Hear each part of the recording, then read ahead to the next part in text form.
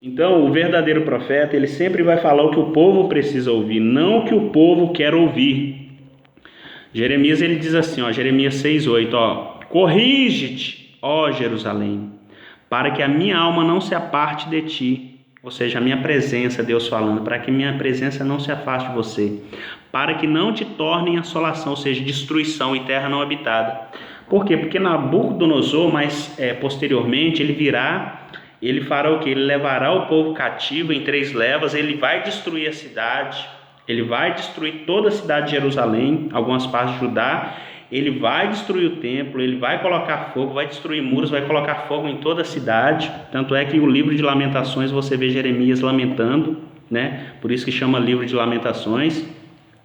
Então ele está chamando a atenção, ele está falando, corrige-te, ó Jerusalém, para que minha alma não se aparte de ti, para que não te torne assolação em terra não habitada. Posteriormente, Jerusalém, ela veio a ficar vazia, ou seja, praticamente vazia, por quê? Porque tudo foi destruído. Então o homem de Deus, o verdadeiro profeta de Deus, o verdadeiro homem de Deus, ele sempre vai trazer uma palavra de arrependimento, uma palavra de correção. A palavra de Deus diz, o Senhor diz assim, porque a todos quanto eu amo, eu corrijo a todos quanto eu amo, porque Deus, ele é um Deus zeloso.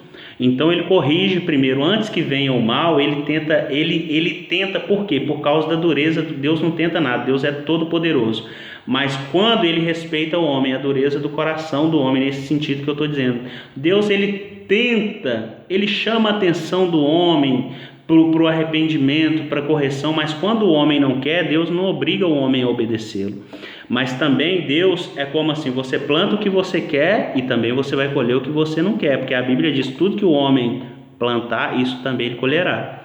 Então, por exemplo, João Batista, ele pregou o que no deserto? Ei, rei Herodes, não é lícito possuir a mulher de teu irmão Filipe, pois ele ainda vive, ela é casada com ele, você está em adultério. O rei Herodes não quis deixar. A mulher de Filipe, que estava com Herodes, ficou furiosa. O que ela fez? Um certo dia, quando a filha dela foi dançar, no aniversário do rei Herodes, a filha Salomé, ela dançou de uma tal forma que o rei falou, pode pedir tudo que você quiser, eu te dou até a metade do reino. Aí ela foi lá perguntar à mãe dela, ela estava numa fúria, numa ira terrível, o que eu faço, mãe? Ele falou que vai me dar até a metade do reino. Sabe o que ela falou? Ela falou, não, pede apenas a cabeça de João Batista. Por quê? Porque morreu, porque era um profeta que pregava a verdade. A maioria dos profetas da Bíblia morreram de morte terrível. Por quê?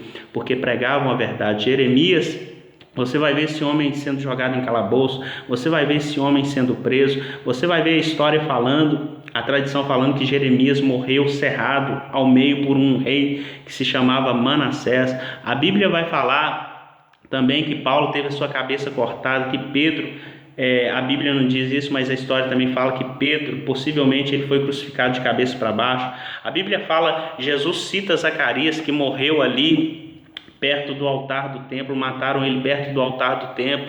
Então, quer dizer, profetas, eles sofrem, verdadeiros profetas de Deus, eles sofrem, por quê? Porque eles vêm trazendo a verdadeira palavra de Deus. Deus nunca vai falar pela maioria, Deus sempre vai falar pela minoria. Jesus falou, a porta é estreita, o caminho é apertado. Então, o que acontece? Micaías, o profeta Micaías, ele disse, chamaram 400 profetas. O rei Acabe chamou 400 profetas diante dele, do rei Josafá. E aí ele perguntou para aqueles 400 profetas, e aí, subamos a Ramote-Gileade? Aos 400 profetas, não, rei, pode subir, que Ramote-Gileade já é sua, você vai tomar, pode ir lá. Aí o Josafá virou e falou assim, não tem mais nenhum profeta aí de Deus que possa profetizar, que possa falar a respeito? O rei Acabe falou assim, tem um aí, mas só que ele não se agrada muito de mim. Não era porque o profeta Micaías, ele pregava aquilo que Deus, ele profetizava aquilo que Deus mandava, não aquilo que o homem queria ouvir. Diante do rei, ele falou, olha, rei Acabe, se você subir a Ramote-Gileade, o povo vai ser disperso e você vai morrer. Você não vai voltar, vivo não. Aí o que ele fez? Ele joga esse homem no cárcere, fala, dá pão para ele e dá água. Pão e água, prisão. Profeta verdadeiro. Lembrando aqui também, Paulo e Silas foi lançado na prisão porque expulsaram o demônio de uma jovem adivinhadora. Então colocaram Micaías ali no cárcere, na cadeia, tomando água, comendo pão somente, e foi para a guerra. O que o rei Acabe fez? Ele se disfarçou Ele vestia uma vestimenta se disfarçando, para que ninguém pudesse ver que ele era o rei. Porque ali o líder da Síria, ele disse o seguinte para os capitães: ó, quando vocês estiverem na batalha, não vão nem no pequeno, nem nos grandes. Vão somente no rei de Israel, no rei Acabe.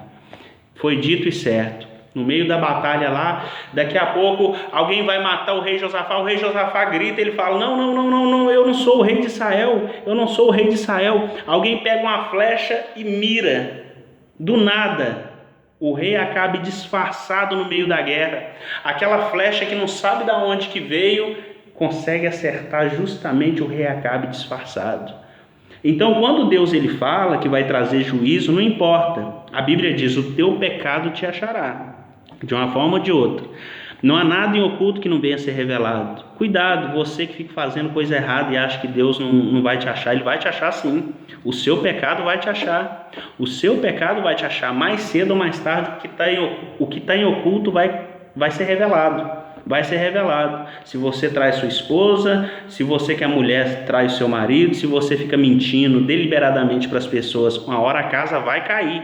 Vai cair, assim como tem caído para muitos políticos, assim como tem caído nas mídias, no meio dos famosos, uma hora a máscara ela vai cair. Por isso que a Bíblia diz: nada podemos contra a verdade, senão pela verdade. Quem anda na verdade anda na luz. Quem anda na justiça anda na luz de Deus, não tem nada o que temer. Então o falso profeta ele fala o que ele quer, não o que Deus quer. Então Jeremias está falando: corrige-te, ó Jerusalém, para que a minha alma não se aparte de ti, para que não te torne em assolação e terra não habitada. Segundo tópico do falso profeta, ele fala o que o povo quer ouvir e não o que o povo precisa de ouvir. Engraçado, o falso profeta tem uma nova geração agora que está a pregação do coaching. Misericórdia, só Jesus na causa. Só palavras emocionantes. As pessoas choram, colocam um fundo musical, senta-se no banco, coloca um pedestal e fala só palavras lindas, maravilhosas. As pessoas choram, as pessoas são levadas ao emocionalismo mentiroso, enganoso de Satanás. Paulo ele já dizia isso em uma de suas cartas que ele mandou para Timóteo. Preste bem atenção nisso aqui. Olha o que Paulo ele fala para Timóteo, meus amados. 1 Timóteo capítulo de número 4, versículo 1, mas o Espírito Santo expressamente diz: nos últimos tempos apostatarão alguns da fé, dando ouvido a espíritos enganadores e a doutrinas de demônios. Mas aonde? Doutrina de demônio? Como assim? Se o demônio aparecer para mim querendo me ensinar, eu não vou aceitar. Então o que ele faz? 2 Coríntios 11, se eu não me engano, eu vou ir lá, vou te mostrar isso. 2 Coríntios, segunda carta aos Coríntios, capítulo 11, diz assim, quer ver, 2 Coríntios 11, diz assim, 11, 14, e não é de se maravilhar, porque o próprio Satanás se transfigura em anjo de luz. Não é muito, pois, que os seus ministros se transfigurem em ministros de justiça, e o fim deles, dos quais será conforme suas obras. Então, Satanás ele consegue se transfigurar em anjo de luz, né? Então, os seus ministros também, eles se transfiguram em ministros de justiça. Você vê o cara pregando a palavra de Deus, você fala, é homem de Deus. Por quê? Porque a pessoa tem uma boa oratória, a pessoa ela tem uma boa homilética, ela fez teologia, ela sabe falar bem, ela tem uma retórica excelente, mas ela não prega a verdadeira palavra de Deus. Ela te agrada com palavras, ela tem palavras lisonjas, ou seja, ela te agrada, o paladar dela é doce, mas é enganoso. Então ela vem com palavras, ela vem falando palavras que você quer ouvir. Olha, você vai vencer, Deus vai te dar uma casa, Deus vai te dar um carro, seu amor vai chegar. E a vida da pessoa que precisa de transformação, de arrependimento, muitas das vezes fica estagnada, fica parada. Eu posso ter todas as coisas melhores desse mundo, se a minha vida não estiver pautada na obediência a Deus, a minha vida ainda assim vai ser uma vida frustrada. Eu posso ter o melhor casamento do mundo, se a minha vida não estiver alicerçada em Deus, eu serei o homem mais infeliz dessa terra. Então,